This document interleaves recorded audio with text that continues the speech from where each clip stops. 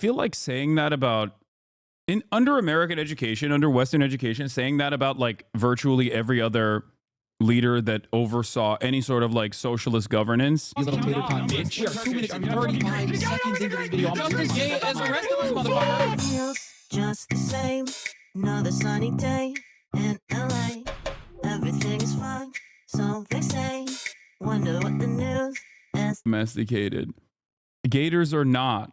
Okay, here, let's just watch Why Socialism Always Fails by North Star Radio. Said that some of you are communists. That is a very unpopular term today. The Soviet Union is a matter of practical fact.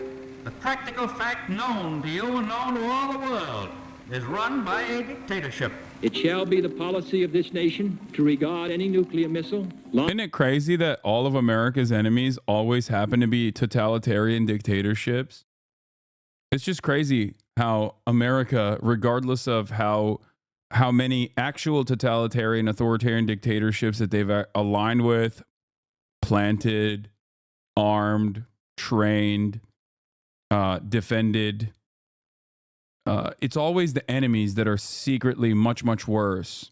Much worse totalitarian dictatorship. It's so cool. It's convenient, and it's so cool that they're always on the right side. America's always on the right side of history, and our enemies are always on the wrong side of history. Launched from Cuba against any nation in the Western Hemisphere as an attack by the Soviet Union on the United States, requiring a full retaliatory response upon the Soviet Union. The Soviet Union is engaged in a relentless military buildup, overtaking and surpassing the United States in major categories of military power, acquiring what can only be considered an offensive military capability. Mr. Gorbachev, tear down this wall. During these last few months, you and I have witnessed one of the greatest dramas of the 20th century, the historic and revolutionary transformation of a totalitarian dictatorship, the Soviet Union, and the liberation of its peoples. Sadly, because Mr. Milosevic has negotiated agreements which he has then ignored, I have supported the NATO bombings of military targets. China is going to eat our lunch? Come on, man. They can't figure out how they're going to deal with the corruption that exists within the system. I mean, they're not bad folks, but guess what? They're not. I spent more time with Xi Jinping than any world leader had by the time we left office. This is a guy who doesn't have a democratic with a small d bone in his body. This is a guy who is a thug who, in fact, has 1 million Uyghurs in reconstruction camps, meaning concentration camps. This is a guy who's he's reconstructing them. He's constructing them and reconstructing them. It's crazy. He just keeps he rebuilds them. It's wild. See what's happening right now in it's really cool that Biden obviously is the #1 defender of Muslims, as we all know. Famously, he loves Muslims and wants to protect them. And he has stopped Xi Jinping from the Muslim reconstruction that took place. Hong Kong. And Beijing's actions continue to undermine the rules-based order and threaten the sovereignty of nations. Yeah. In 1970, in the mountainous South American country of Chile, a presidential election was underway, where 83% of the country turned out to vote.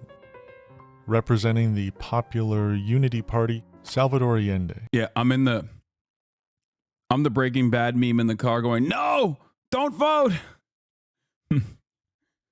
Don't vote for democratic socialism. Don't do it.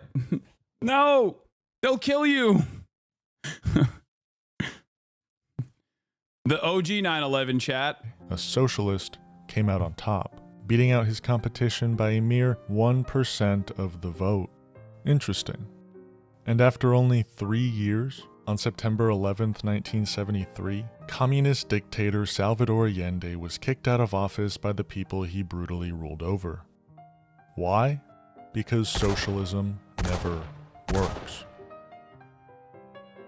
It's true. He's right. In 1983, in the former West African country of Upper Volta, A violent coup d'etat led by communist Pan-African terrorist Thomas Sankara ousted the democratically elected government. After gaining control and naming himself prime minister, Thomas Sankara changed the country's name to Burkina Faso, land of the proud people. Totally unacceptable. What are they proud of? Socialism? You shouldn't be proud of that. Okay? You should have been the country of the shameful people because of socialism. Proud of what? I ask. But after only 5 years of violently ruling over his own people and doing absolutely nothing else, he was killed by the same people he claimed to represent. Why? Because socialism never works. Yeah. In 1953, in the Southeast Asian country of Korea, after 3 years of the US military trying to emancipate its people from communist rule, the USSR-backed northern half of Korea split from South Korea due to Soviet pressure. And to this day, they continue to live under communist rule under the brutal Kim regime. And we all know how that's going, because socialism never works. True, thank God. Thank God someone is brave enough to say these truths. Thank God. 17. In the beautiful monarchical... Is this guy serious? No, chat. Why would I watch a video like this? Like, please, please, please, please. It's not... No, it's North Star Radio. He's making a point, a broader point. He's being sarcastic, okay? Russia. A violent mob of left-wing terrorists known as the Bolsheviks overthrew the Russian... He's serious, dumbass.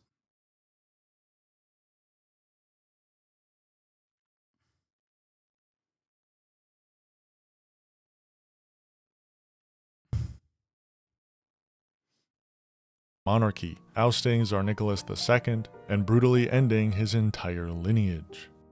Nearly 80 years... That was so unacceptable, honestly. Can you imagine the peaceful Tsar ruling over this vast land in the kindest ways possible? Famously, okay? Famously a much gentler monarchy. And all of a sudden, these peasants, they just rise up. These people, they just rise up in arms and take up arms against the peaceful, benevolent monarch. Like, what has he done? Nothing wrong. Nothing wrong at all. And then they just have this revolution. Gross. Grow up, okay? Things would have been so much better. Past of Russian communist rule, while at the same time invading and implementing communism throughout Europe, Asia. Better an enslaved peasant in desperate squalor than a worker with pretty decent living conditions? That's what I'm saying, dude. What? Like, oh, what's next? You're going to talk about how the Tsar was consistently implementing pogroms? Like, ugh, whatever, dude. Some people have bad vibes, okay? Many of them happen to be Jewish. But the Tsar, he knew what was right from wrong. Duh. Some people are traitors. Like, what are you supposed to do? You can't go against the mandate of heaven. A person who is appointed by God, anointed by God. What? Oh my God, what's next, dude? You're gonna tell me that men can't have hobbies like building 150 pipe bombs like the guy in Virginia? Thank God they let him go. America, ever encroaching on the last bit of democracy in the West. But after 80 years of brutal communist oppression, the Russian people finally had enough, rising up against their brutal dictatorship in the name of democracy, liberty, and justice for all. Yeah, and everybody knows the liberalization of the Soviet bloc was fantastic. I'll explain. When they were doing, when suicide rates went up by like 7 million %, and an entire region of the planet basically fell into squalor, okay? And tried to, I guess, self-medicate by killing themselves by drinking way too much alcohol, and there was child trafficking and sex slavery around. This was actually good. I'll explain. it's sometimes good to go through, you know, the hard times because it creates strong men, right? I've seen that meme online somewhere. Hard times create strong men create good times, and then good times create weak men, and weak men create bad times. It's just growing pains, right? That's just how it works. Their decades of suffering were truly brought to conclusion by the destruction of the Berlin Wall and the liberation of West Berlin. How did the fiercest communist regime in the history of the world eventually collapse by the mere power of its oppressed people? Because socialism never works. True. Facts. True facts stated.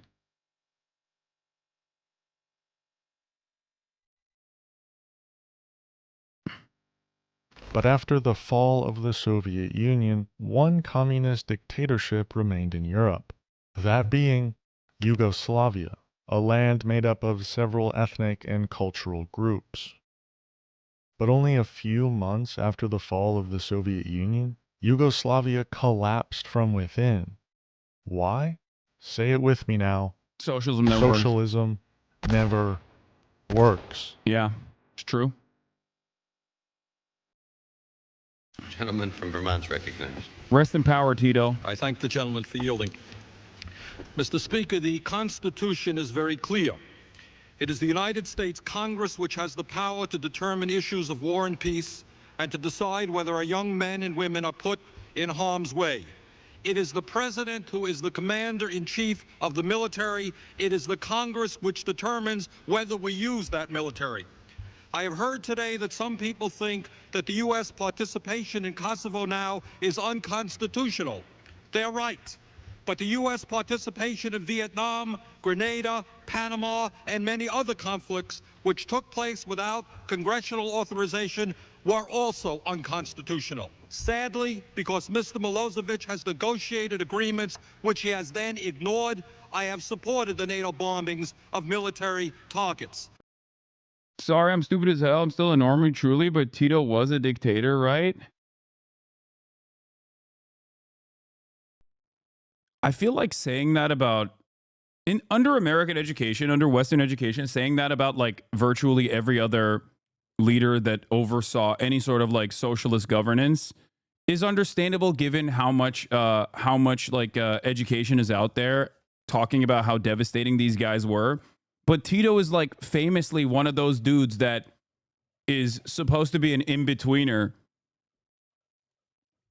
you know, cooperation with the West and also cooperation with, to a certain degree, Soviet-aligned countries as well.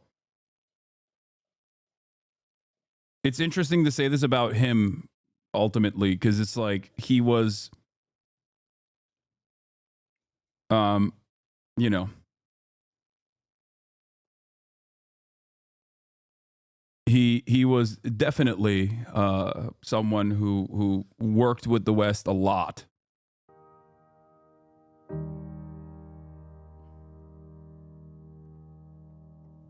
At one point in time, Earth had no socialism.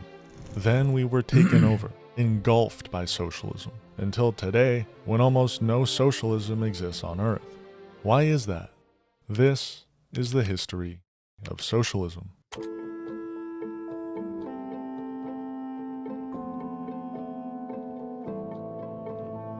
Vladimir Lenin is viewed as the father of socialism, the man who orchestrated the October Revolution. A group of anti-capitalist Bolshevik terrorists stormed the Winter Palace and brutally ended the Romanov lineage, and after doing so, implemented communism all throughout Russia. For the next 60 or so years, Russia was catastrophic for the underdeveloped world. Invasion after invasion, Russia was spreading communism all throughout the globe, like it was an infectious disease searching through every alley and stairwell for its next victim, steadily building what we now know as the Soviet Union. Spanning all the way from Soviet-backed North Korea to the Soviet Republic of East Germany, the USSR had a chokehold on freedom and independence, even going as far as to invade Afghanistan, an inhumane act for the sole purpose of spreading communism. This was truly a dark time in Earth's history. However, for whatever reason, one by one, these communist dictatorships began to collapse, turning away from the dark side overnight. The USSR, done. East Germany, collapsed. Vietnam, cooked. Chile, dunzo. Yugoslavia, bye-bye. And just like that, good was returned to this earth. But that's easy. That's understood. That's just history. The reason I'm here today is to answer the one question that is on everyone's mind. Why did these countries collapse? How did these countries collapse? Did society just become lazy? Maybe no one wanted to work because everything was handed to them.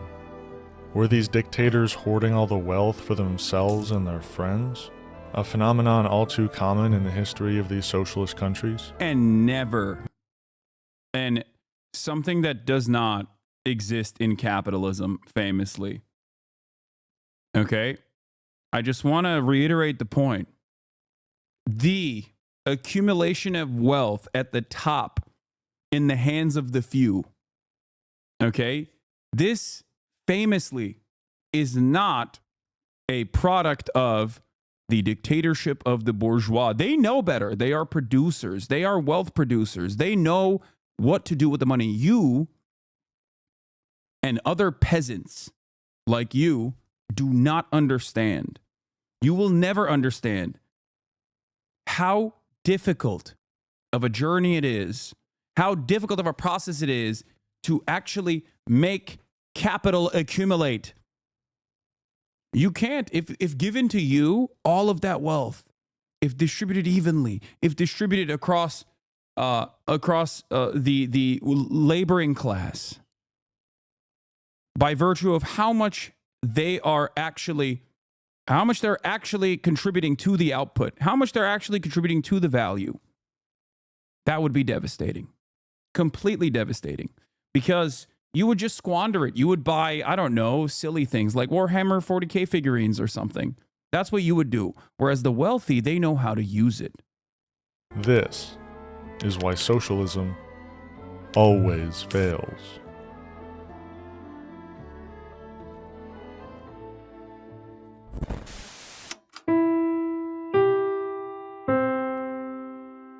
Today's broadcast is brought to you by viewers like you. Become a member today and unlock exclusive content at patreon.com/NorthstarRadio. Yeah, like think about it. This is a good point. Can you imagine how hard it is to buy Twitter for $46 billion way above market rate as for a joke, as a meme, and then only trying to back out of it, and then having the Delaware, Chamber of Commerce court or whatever force your hand into actually fulfilling the conditions of the agreement? And purchasing Twitter at this incredibly high price point, and then immediately gutting the entirety of the workforce, destroying any revenue opportunities you might have had, utilizing this massive social media platform as your own personal cumsock, while simultaneously tweeting 1,000 times a day. Do you know how difficult that is? You think you could be able to do such a thing? No, of course not. It takes a master of the craft to be able to put together such a fantastic opportunity.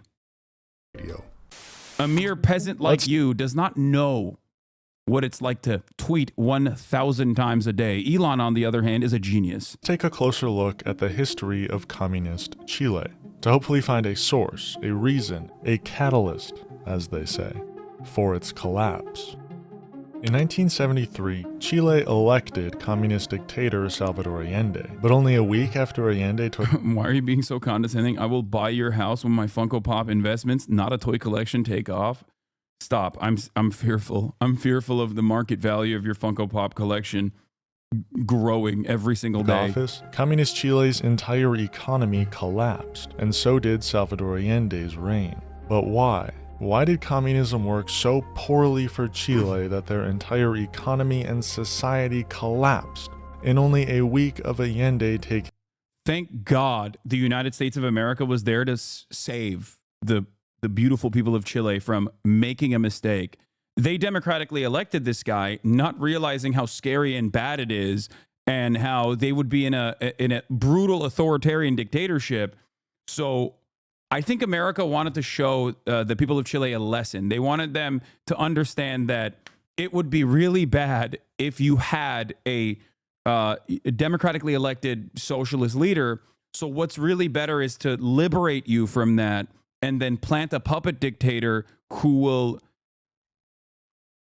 do brutal military dictatorship stuff. But that's only as a lesson, you know, to show you how bad it could have been if Salvador Allende did those things. Office. Yeah. Well, Communist Chile was quick to implement government handouts. Left and right, they threw money at every poor, sick, hungry, desperate individual they could find on the street. Unacceptable. And overnight...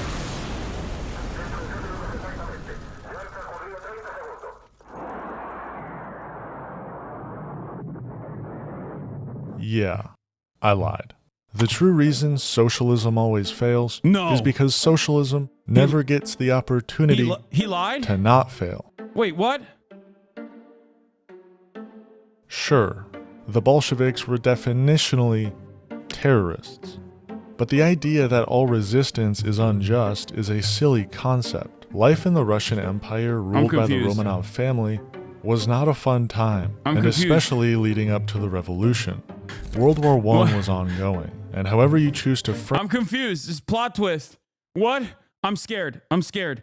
Why is this guy lying? Why is this guy lying? I don't like this. I'm scared.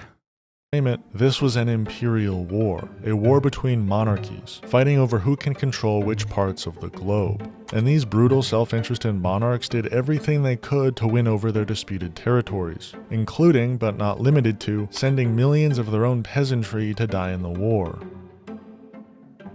Russia alone saw 2 million soldiers die in World War I, and due to the mass amounts of money being spent on the war, along with the gross amounts of wealth the Romanovs were hoarding in their winter palace, another 1 million Russians indirectly died from the war due to food shortages and disease.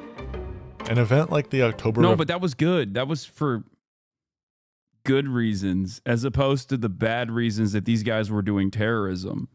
Revolution doesn't happen in a vacuum. This was a deeply brutal monarchy, hoarding wealth and leaving their supposed people in ruin and famine for the sole purpose of their imperial pleasure.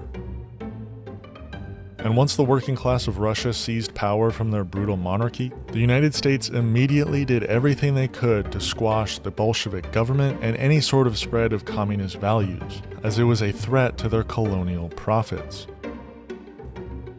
During the Russian Civil War, fought between Bolshevik revolutionaries and the remaining factions of pro-monarchy Russians known as the White Army, the United States supported the White Army with money, weapons... Wait, what?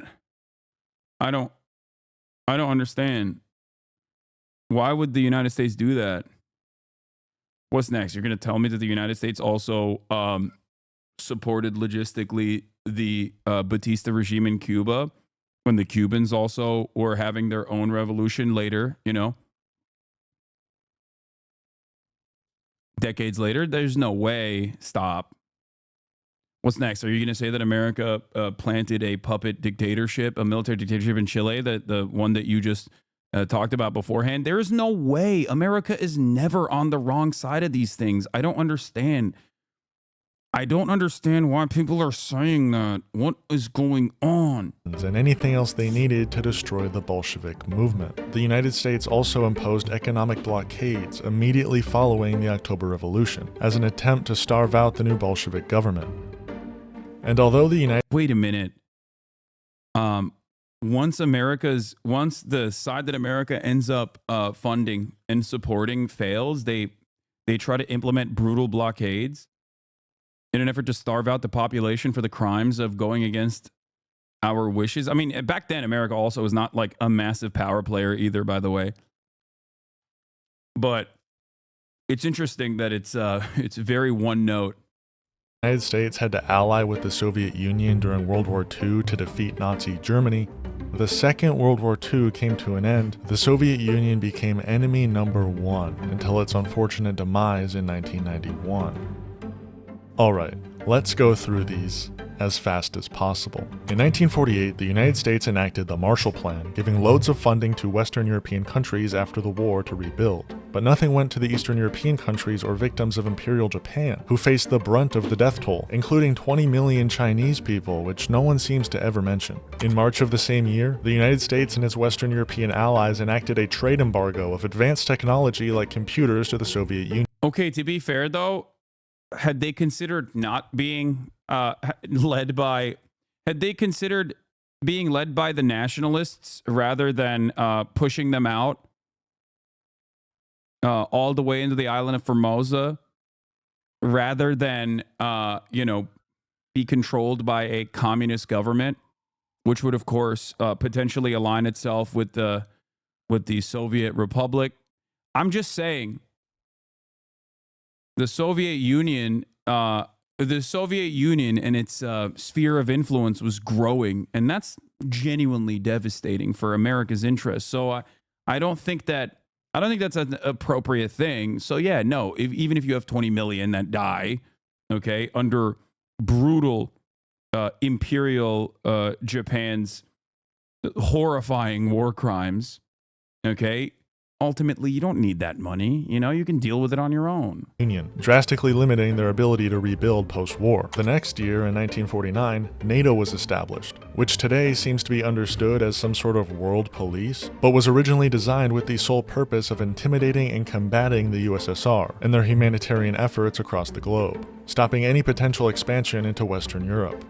The next year, in 1950, Radio Free Europe, an anti-communist radio broadcast, was founded, designed to expose Soviet citizens to Western ideas and spread lies about both communism and Western capitalism in hopes of creating dissent within the USSR. And in June of the same year, the famous proxy wars began. First, in Korea. The free nations have learned the fateful lesson of the 1930s.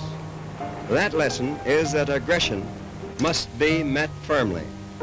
Appeasement leads only to further aggression and ultimately to war.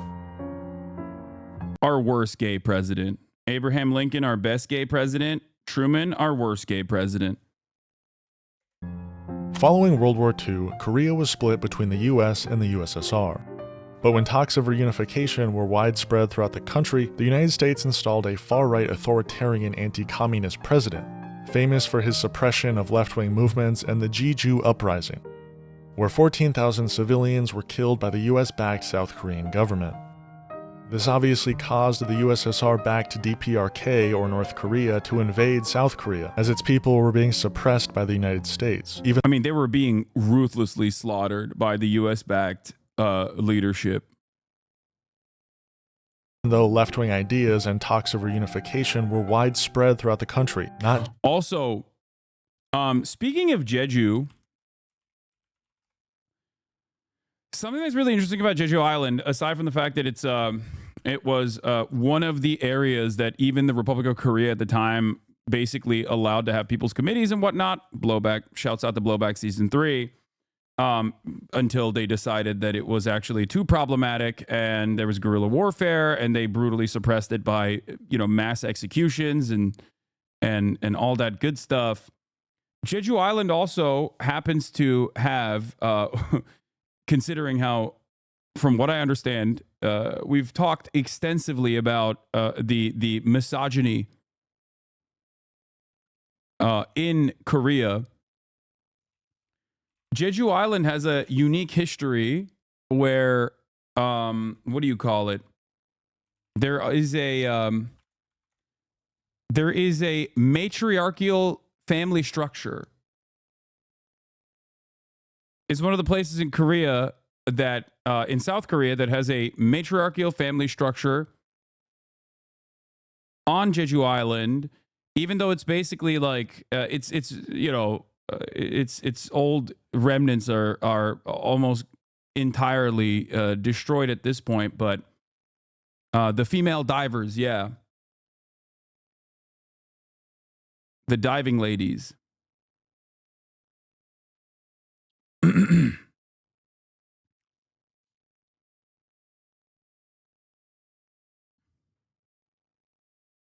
The sea women, Hanyo, Did I say it right? It's the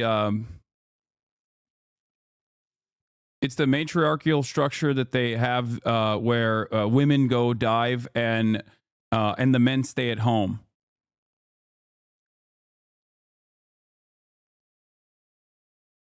Oh, my brother in Christ never thought What?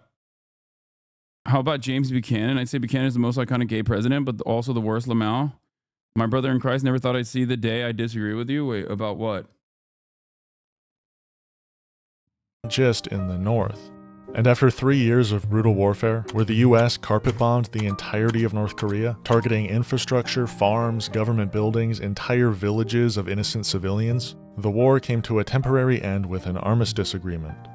I don't have as much time as I would have hoped to go into the full. And in the process, they thought about, using multiple nukes both on North Korean soil.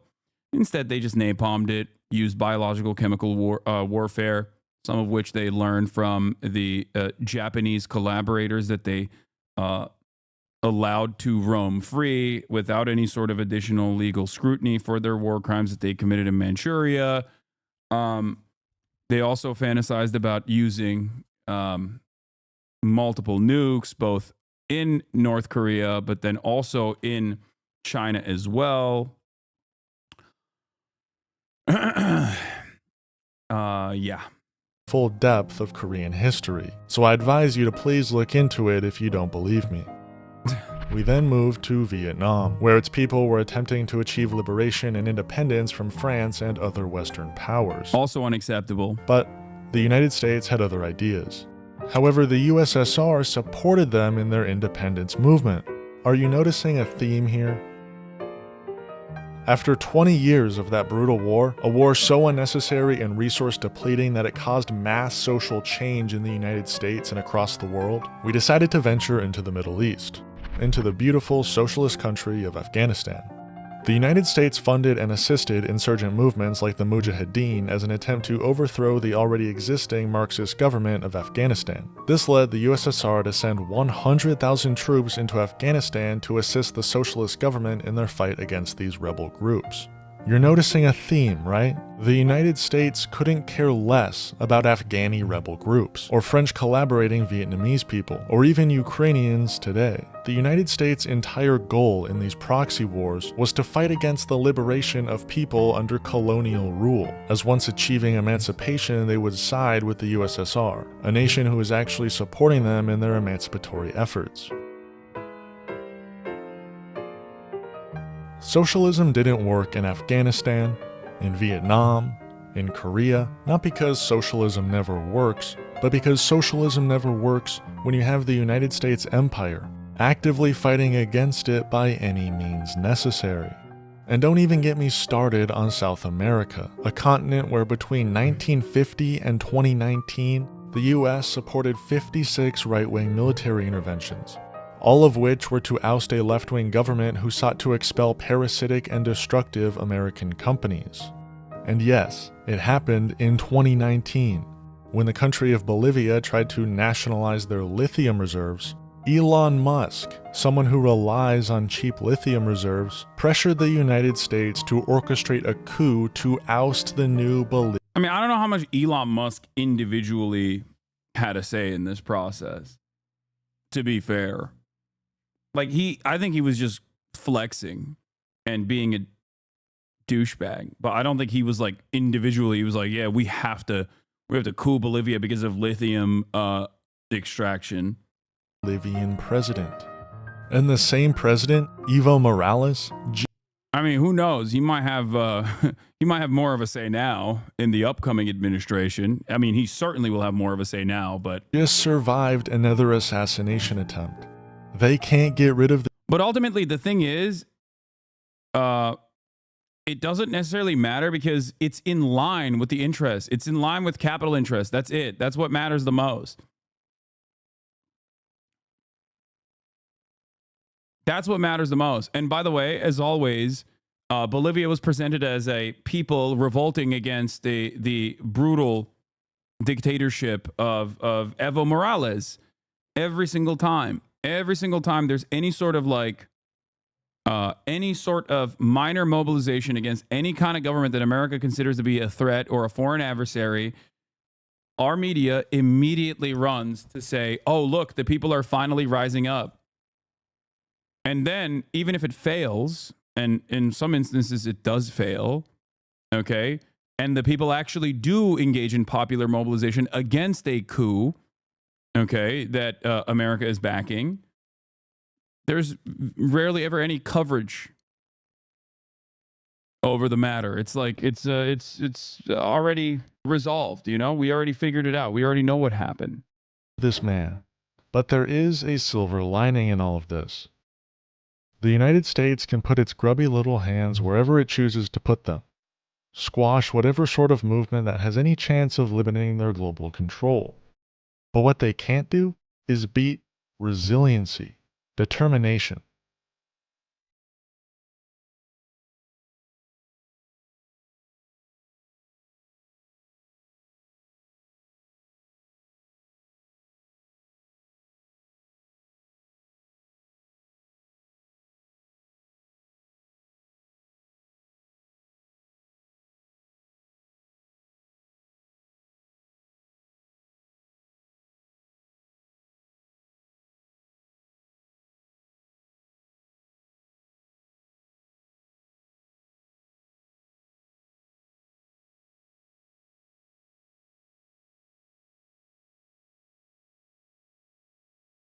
In 1953, when Cuban revolutionaries violently took back their country from U.S. economic control, chasing out the U.S.-backed fascist leader, the United States immediately cut all ties with Cuba, not allowing them to do any business with American companies. My mom trying to romanticize Fidel Castro and Che, you are a moron. They killed so many innocent people.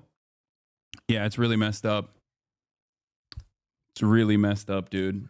You're so right. How dare I do that? I'm a Batista enjoyer myself. They were also extremely racist. Yo, just like that. On the note, first of all, imagine being an American and saying Cuban leadership was extremely racist. Like, the Cuban revolutionary leaders were extremely racist. Literally, what are you saying? We're talking about the 50s in America. Hello. Okay. Number one, you're wrong. You're just genuinely wrong. Many people just simply point to not Fidel Castro, Che Guevara's writings early on when he was legitimately, he had like racist opinions. He spent the rest of his life liberating African nations from colonialism. You have done nothing to help black people. You are currently defending the American government, who was infinitely more racist than the anti-feudalist revolutionary actions that these guys engaged in Cuba, okay? While simultaneously talking about a guy who directly took up arms to engage, to help African nations against being victims of colonialism for the rest of his life. Ridiculous. Ridiculous making this statement. There is not anything, there's nothing that is further away from reality than this. Luckily, they had the USSR and were able to succeed as a socialist state all the way up until 1991 when the USSR fell. This period of time became very difficult for Cuba. They didn't have a greater power looking out for them from across the world, but they were resilient. At this point, Cuba was nearly 100% literate, and now that they had to be even more self-reliant than they already were, Cuba began educating its people en masse, with only 10% of the population attending college at the time of the USSR's collapse, to now when nearly 40% of all Cubans are enrolled at a university. This Cuban resilience and their dedication to education has been a monumental success. Cuba now has the most doctors per capita of any country, with 9 doctors for every 1,000 people, which, unsurprisingly, has allowed Cuba to invent vaccines. That's really unacceptable. I mean, honestly, what they've done to the profit motive is truly heinous. vaccinations even the United States has yet to figure out. The COVID pandemic was uniquely difficult for Cuba, since people like Bill Gates refused to make public their vaccine blueprints, and Cuba couldn't buy the vaccines from the United Sorry. I gotta go pee. States either, so they were forced to create their own COVID vaccine, and ultimately experienced a significantly lower death toll than the United States. This country gets terrible press, but North Korea has also been resilient.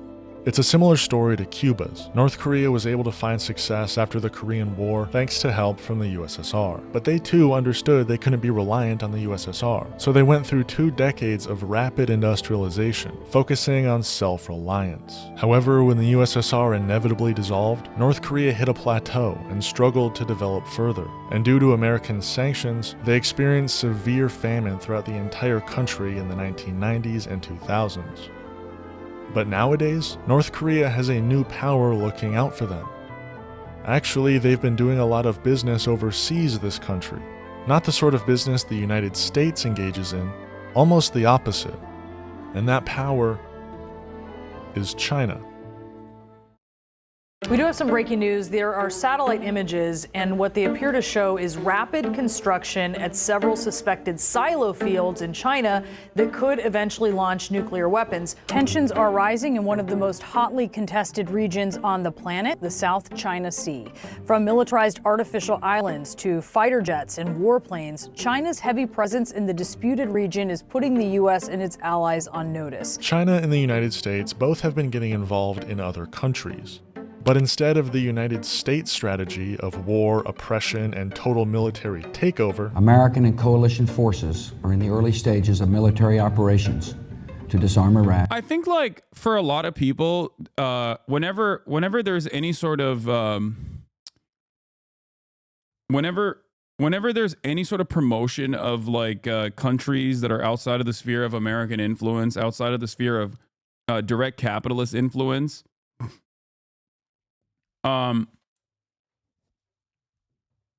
it's oftentimes talked about with it's often talked about like, oh, they have to be perfect. Like, they're not. Even within revolutionary actions, there's always going to be a lot of issues. There's going to be violence. There's going to be innocent people that are also killed, right? For sure. I mean, and there's also going to be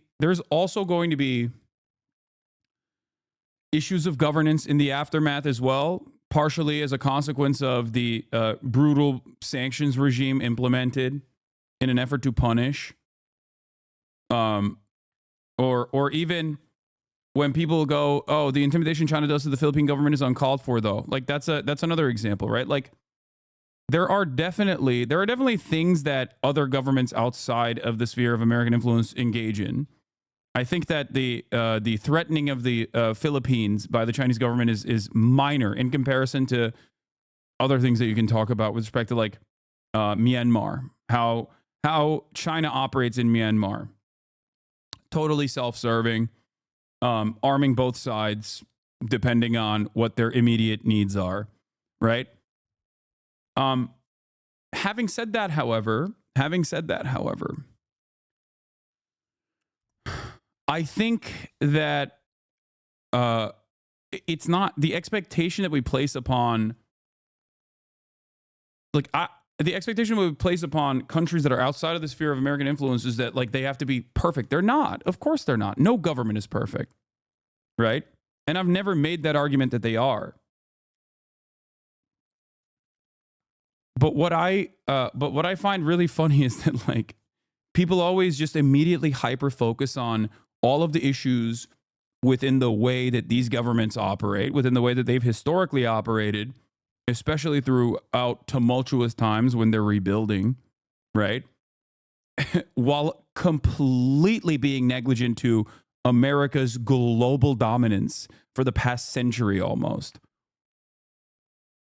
And it's like ridiculous. If you are, I mean, the example is this: China engaged in mass surveillance and re-education in the Xinjiang region against Uyghur Muslims. They consider them to be separatists, extremists, Were there separatist extremists amongst the Uyghur Muslims? Certainly, of course. Having said that, the Chinese government's attitude was completely unacceptable. Okay, I've never defended that at all. But when you hyper focus on that without recognizing what American leadership has done historically to Muslims all around the world, okay, it is like it sounds laughable. It sounds ridiculous. Like if you think that that is completely unacceptable, which I do, then holy shit, you should be losing your mind every day with like what America does that you don't even think about. You don't even consider. Do you understand? Like we never have that same standard applied that we do to our foreign adversaries. We never apply those similar standards to ourselves. And many people turn around and act like I am the one who's not applying any standards whatsoever to America's foreign adversaries when I clearly do apply standards to America's foreign adversaries.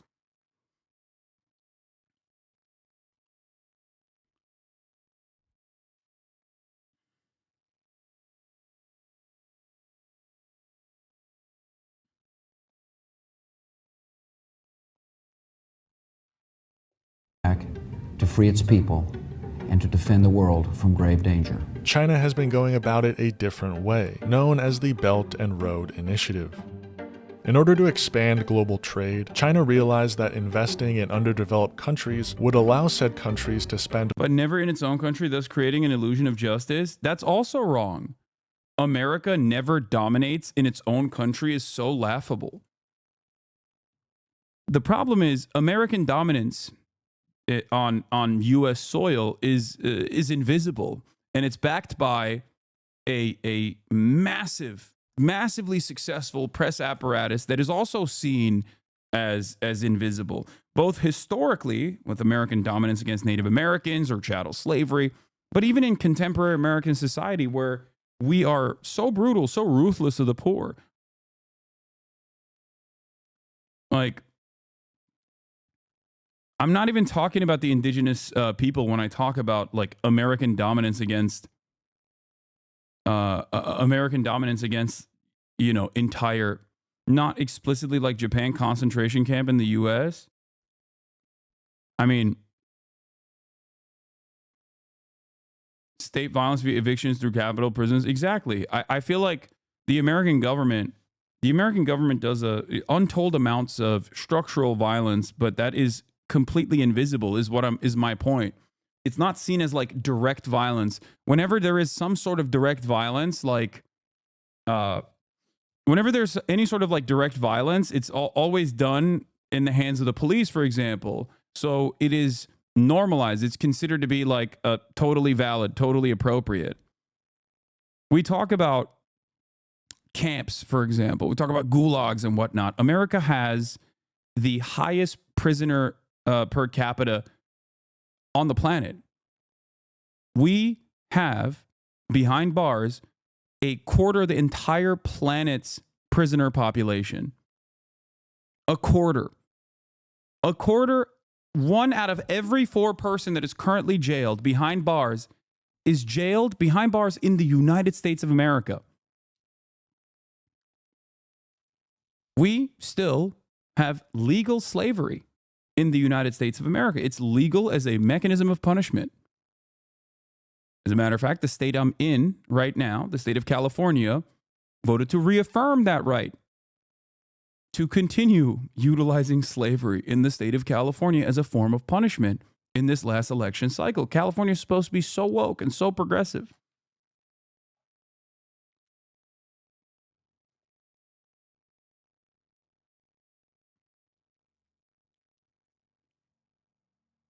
This is the problem. American violence is always invisible, is brushed aside, or the people that we enact this violence against, our own neighbors, deserve it. That's what we're taught to think.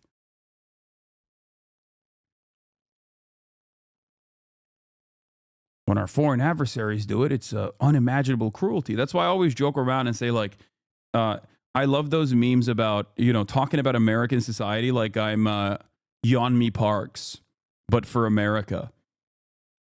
You know?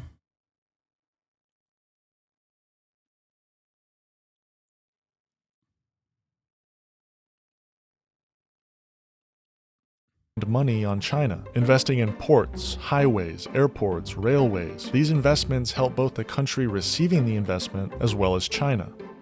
Some people criticize China for the Belt and Road Initiative, claiming that it ties down poor countries to China, forcing them to pay back loans that their unstable economy makes difficult to pay back. But what would you rather have? A global power invading your country and changing the government leadership overnight to crack down on left-wing liberation movements? Or a global power investing in your infrastructure, with the purpose of your country being able to better participate in global trade, ultimately growing your economy and creating opportunities that had not previously existed. Socialism has loans, by the way, that even American capitalists have come to recognize are infinitely more favorable in their conditions than the Chinese loans. Something that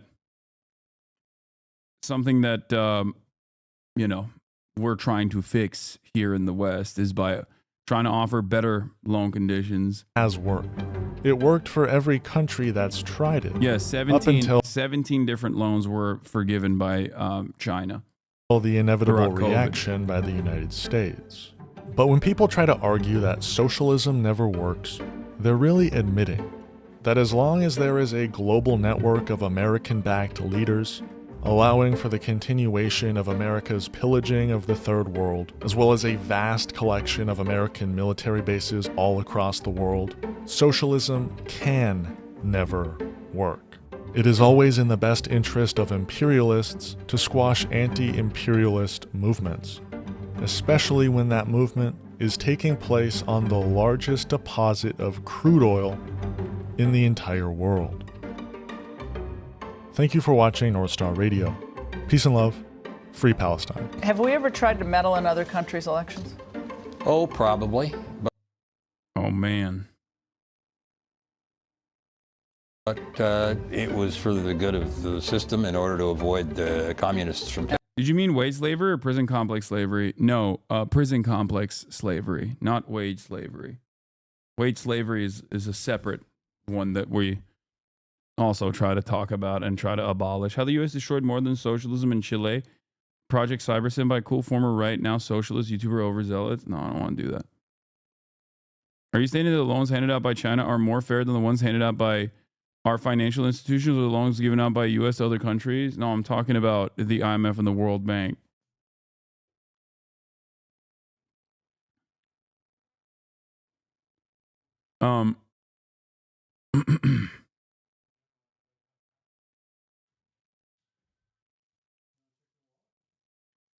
IMF loans are significantly worse than Chinese loans. In the developing world, IMF loans are a death sentence and people are genuinely afraid to get them. It was a celebration when Thailand fully paid off their IMF loans. There was a Bad Empanada video about going over the Cuban Revolution, I think, that we can watch as well. Where is it?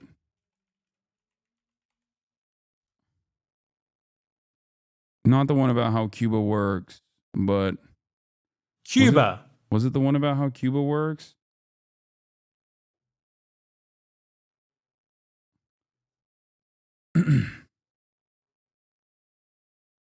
Damn, he's done a lot of videos on Cuba.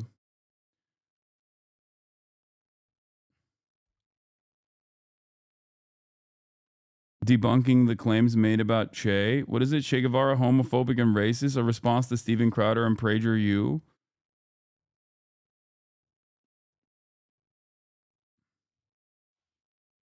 How do you stay hopeful that there's a future where we recover from the shit show that's happening in real time?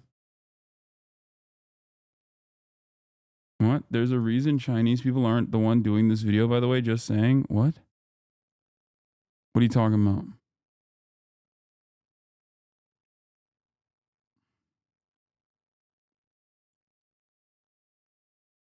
What video?